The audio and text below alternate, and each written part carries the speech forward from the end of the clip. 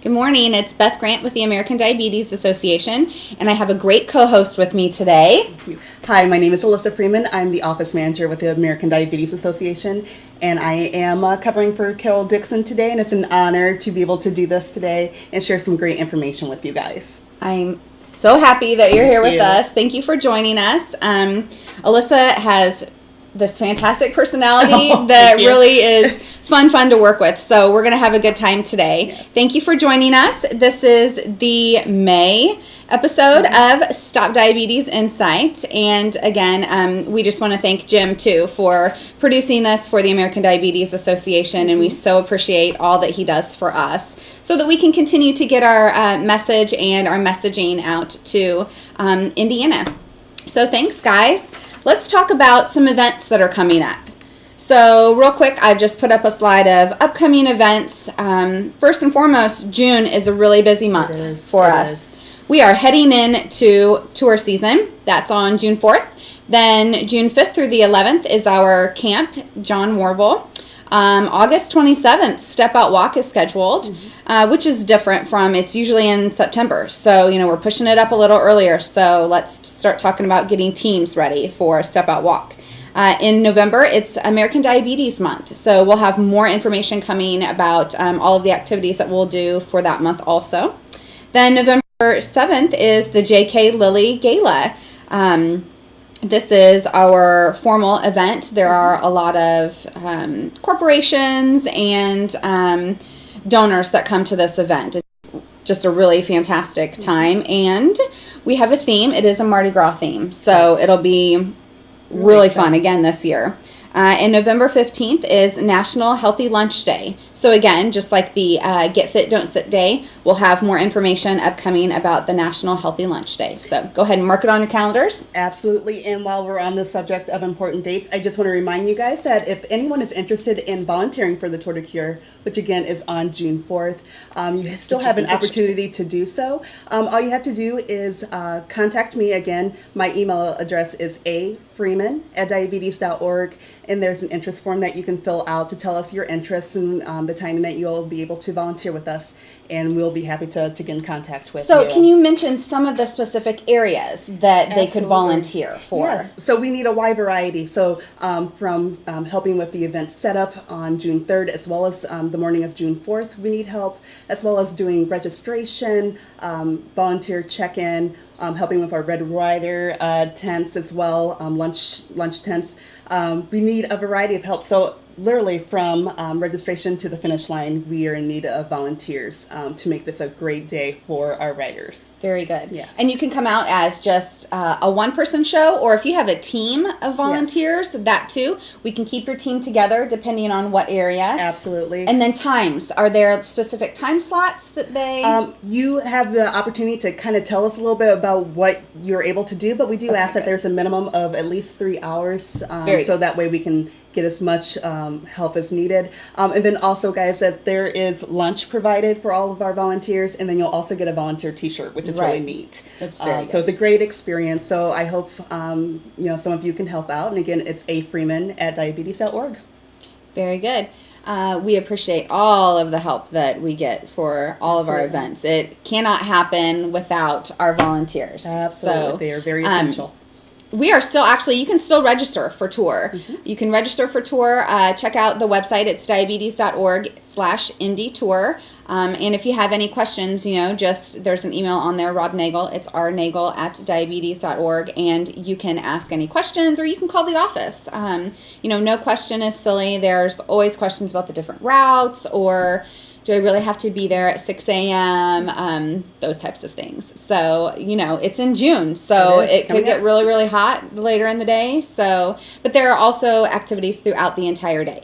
The entire pagoda area is open. We have team tents. We have tents from our sponsors, and we'll have kind of a health and wellness area. So we also knew this year we have the Pacers fan van coming during that time. So, there will be something for everybody. So, if you have one member of your family is riding and, your husband or wife and the kids want to come along too and support them, you can sit in the bleachers and make it a whole day. Tailgate with us, we say. too. So bring your cooler and have some fun. Yeah. And we look forward to seeing you again June 4th.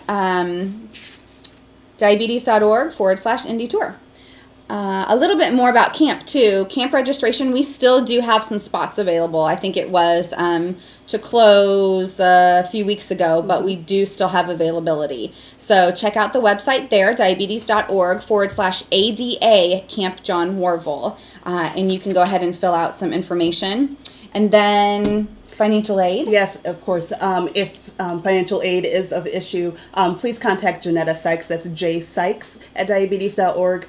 She can talk to you a little bit about what the financial aid, the process, but we do have financial aid available to our campers as well. Yes. So very good. That whole process is coming along, and we're really excited about it. It's always one of the best programs that, we have, because it's enriching the lives of children that are living with diabetes, and they may or may not know anybody in their school that has diabetes. So to be amongst peers who are living with the day-to-day, living with diabetes, it's just a really, really good time for them, for their morale, to build friendships for their life. We have campers who come back as CITs, counselors in training, and then maybe even come back as med staff. So they come to camp for, years and years, and just continue that relationship through college with all of their friends that they've made. So,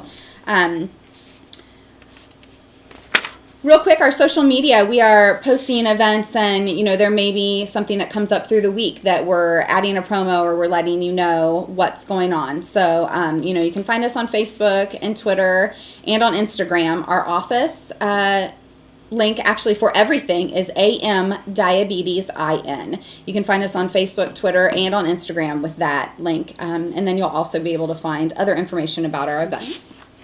So let's go ahead and start talking about today. We're moving into talking a little bit about the history of diabetes. Absolutely.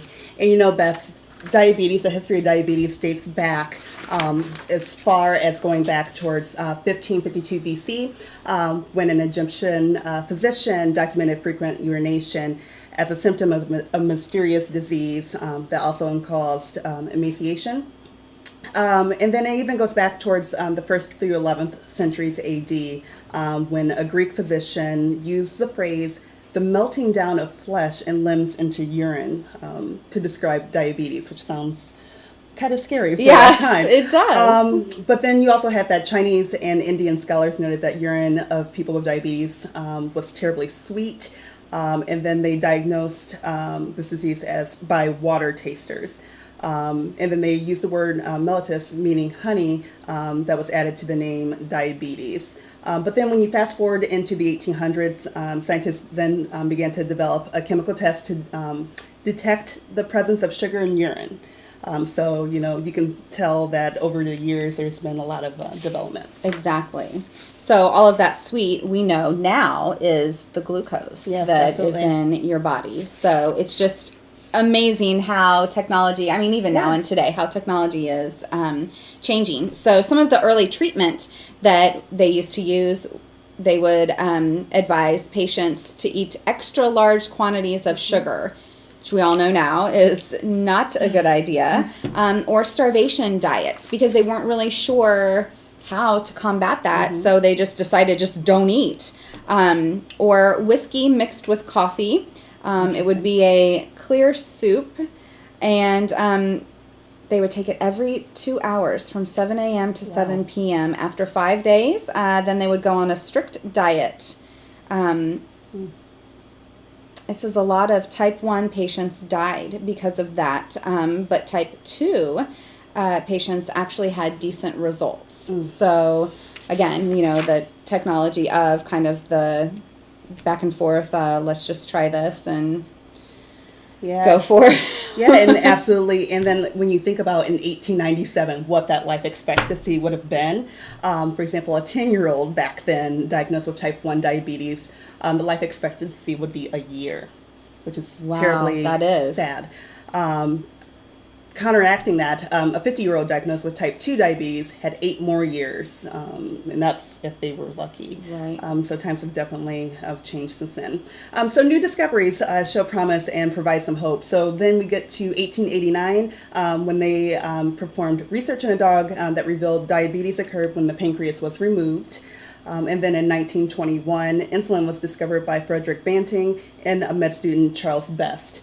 The dog with the pancreas removed was successfully treated, and which is great to hear. Yes, that's fantastic. And then James Cullip and J.R. McLeod helped Dr. Banting and Dr. Best develop it for humans.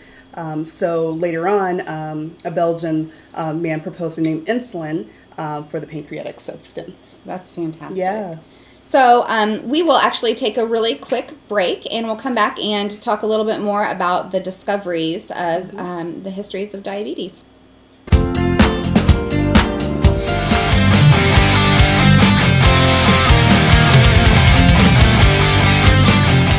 You know, when Margaret and I decided to sell the old estate here, we had only one choice in signage: Logan Street Signs and Banners. Conveniently not located on Logan Street anymore, but rather located on 10th Street on the south side of Noblesville. Well, we sold the old beauty, and we were able to buy this wonderful estate.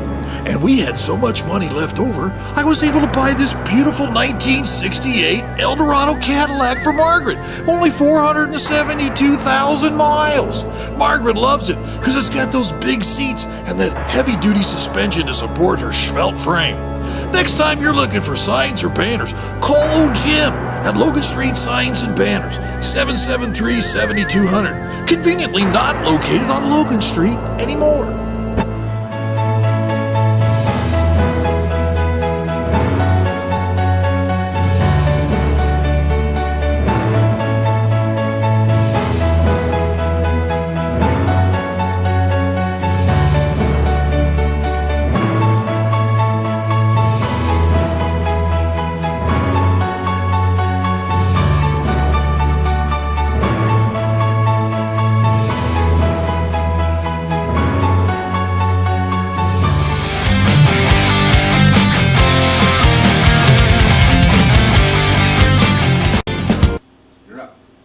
Hi, welcome back, and thank you. We are talking about the history of diabetes today. We've just gone over a little bit of the early detection, and now we're talking about treatment discovery.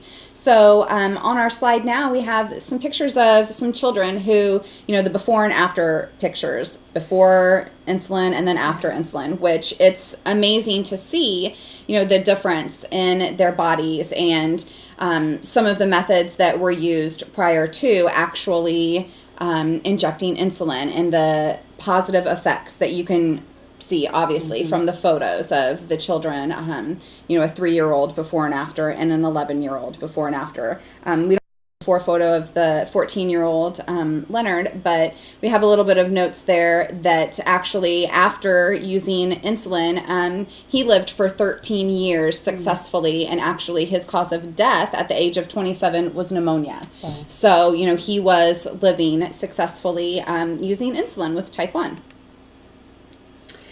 And then in 1945, Drs. Alan and Helen Freed developed the first glucose diagnostic urine test strips at Miles Laboratory in Elkhart, Indiana. Fun little fact, I'm actually from Elkhart, so this is kind of a great thing for us. And I actually had 3 generations of family that actually worked at Miles, so this is kind of close to home for me.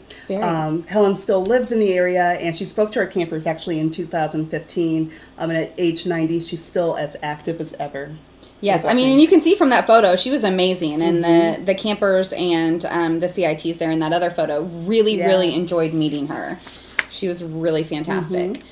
So some other types of, technology, and people are familiar with the insulin pump. Today, in 1963, the first insulin pump was invented, and you see a photo of it right here. It was huge. Yeah. You had to wear it on your back like a backpack.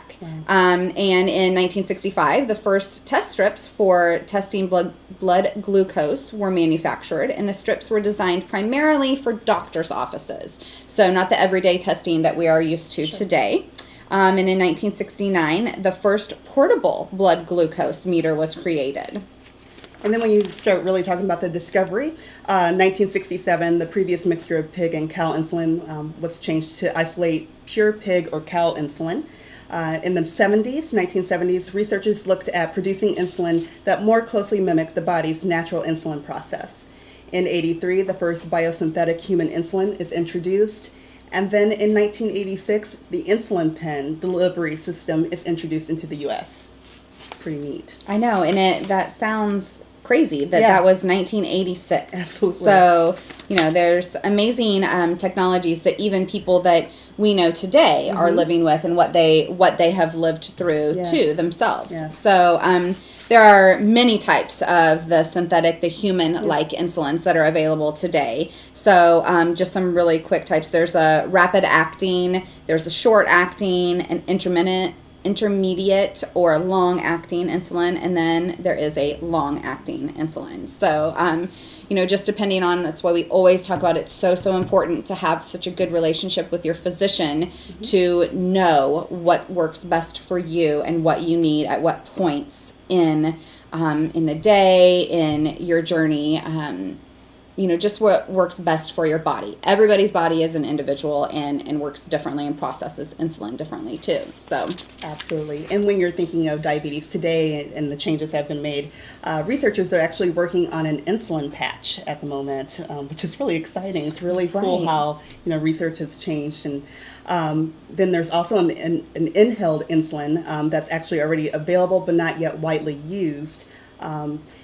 Good news is deaths due to diabetes complications like cardiovascular disease are declining. So that's very good news. That's a celebration. Then there's genetic engineering that's being used to manipulate cells so they secrete insulin. And then there's also a sensor computing pump system that mimics the insulin response of the normal pancreas that's being developed to function as an artificial pancreas. So technology has really made way for some great success and great hope. Right. And just to make living with diabetes easier. Absolutely. That patch is fantastic. Yes. Okay, so there are, other treatments coming in the future. So pills, they're developing an insulin pill, would require novel delivery technology for a pill coating to protect the insulin from being degraded by stomach enzymes. So there's a lot that has to go into, this development.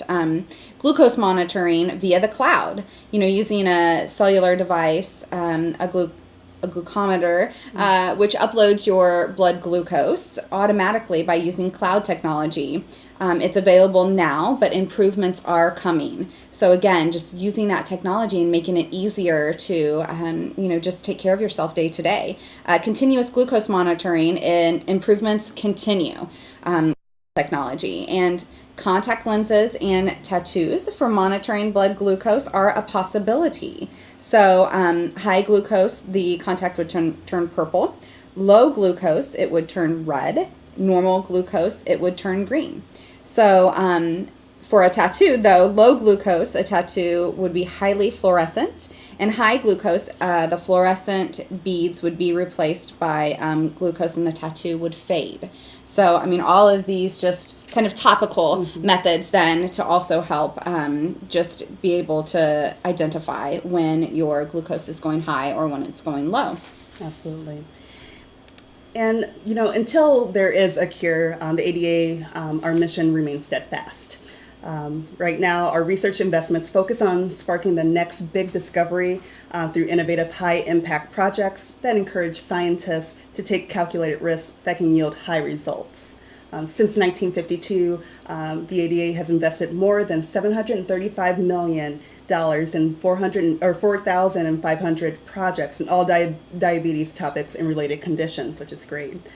This includes core research, collaborative target research, and then there's also the Pathway to Stop Diabetes, which is designed to radically transform research. It invests in people and not products, which means it funds brilliant scientists and allows them to discover their own solutions, their own way to find things that will help create a cure.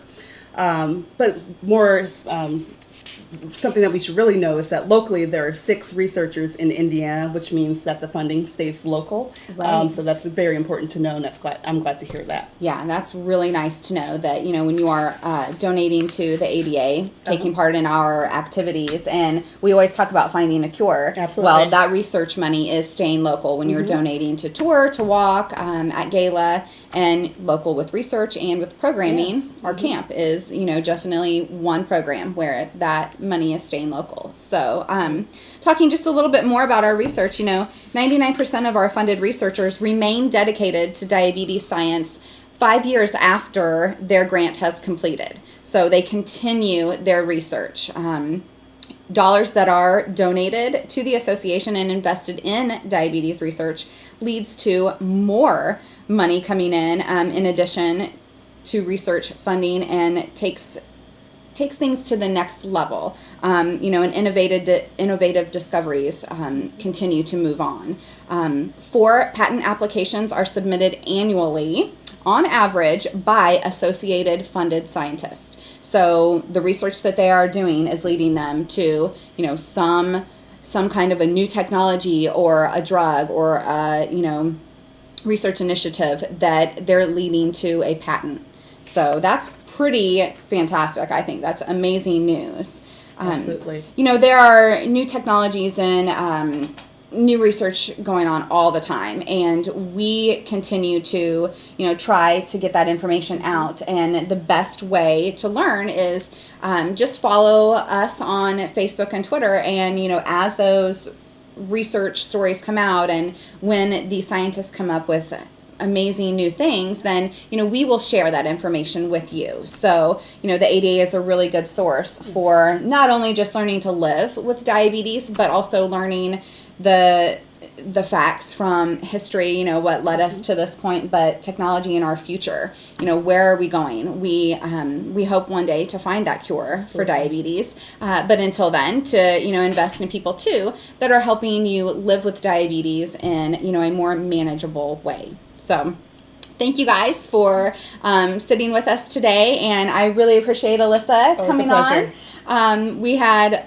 a great time as always, and we will see you again in June.